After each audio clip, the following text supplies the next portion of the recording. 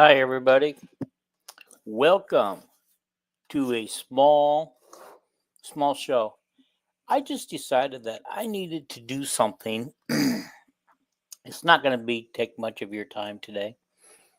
I have not seen this anywhere, except maybe one or two places, and it kind of glossed over. And I really haven't seen it on any of the Hawkeye sites, and maybe it's there and I haven't seen it. But I just wanted to point out. I don't know if you guys know this that the Carolina Panthers released Josey Jewel a couple of weeks ago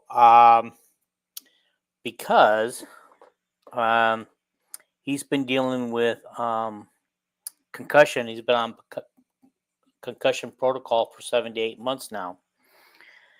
And so, between the Panthers and him, they decided that the 30-year-old should just focus on his health, and they released him so that the Panthers can move on because it wasn't Josey didn't he felt that this wasn't fair to his teammates to have him sitting out any longer. So he's going to focus on getting better. We hope. And so and they did leave the door open that if he can get better, he would be able to play again.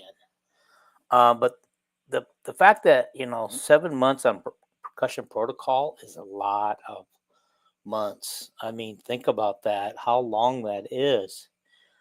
You know, what kind of damage to his brain must have happened. Of course, we don't know if he has CTE or anything like that because you can only diagnose that once they die and they donate their brain. Okay. One notable Hawkeye who did have CTE who passed away was Tyler Shash, I believe in 2017.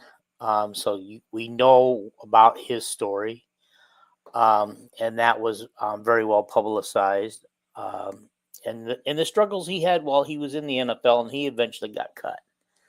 Um, and so, but Josey played 12 games with the Panthers. He signed a 3-year deal, and because he went on, he had a couple of injuries and went on concussion protocol sometime before the end of the season, obviously. And so we just want to offer up prayers for him. I think it would be good if anybody, in Hawkeye land, you guys are praying individuals. You guys are,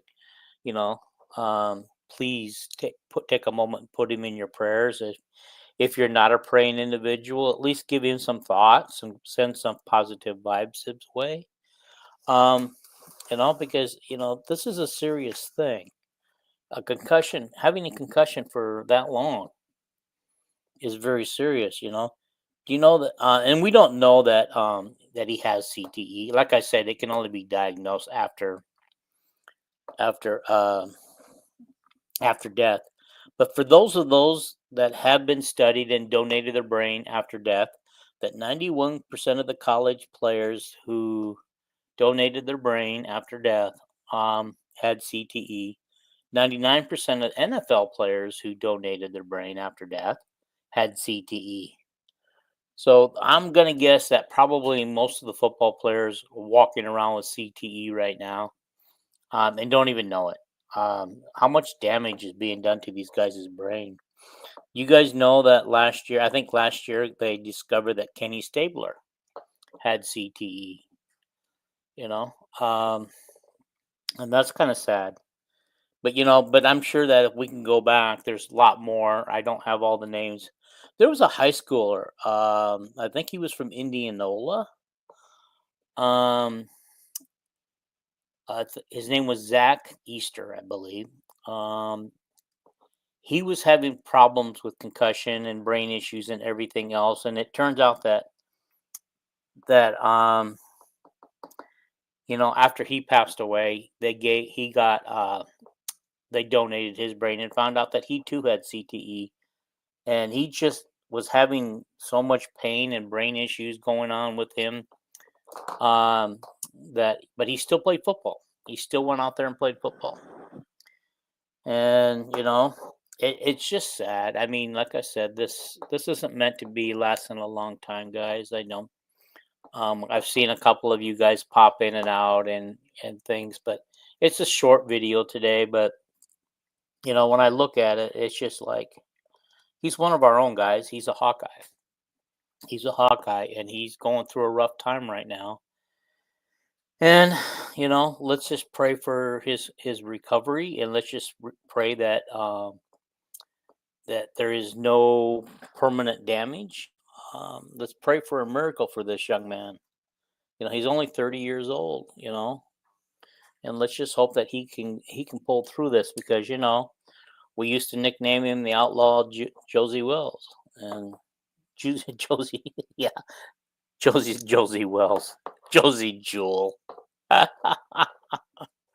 Yeah, well, my brain gets going that way too. Sometimes I wonder about my own brain. I know that I've never been on concussion protocol, but I know a couple of times I've slammed my head pretty good, and I know that I was incoherent for several minutes, both times that it happened. Never went and had it checked out by a doctor. So I probably have had concussions a couple times, and sometimes the way my brain acts, I'm wondering, you know, did I do some damage to my own brain? Okay, guys. I mean, I appreciate you. Just guys, if you're praying, people, just get out there and just put him in put him in your prayers. Put him in your prayer logs at church. Your prayer chains, whatever. And if not, just send some positive vibes to him.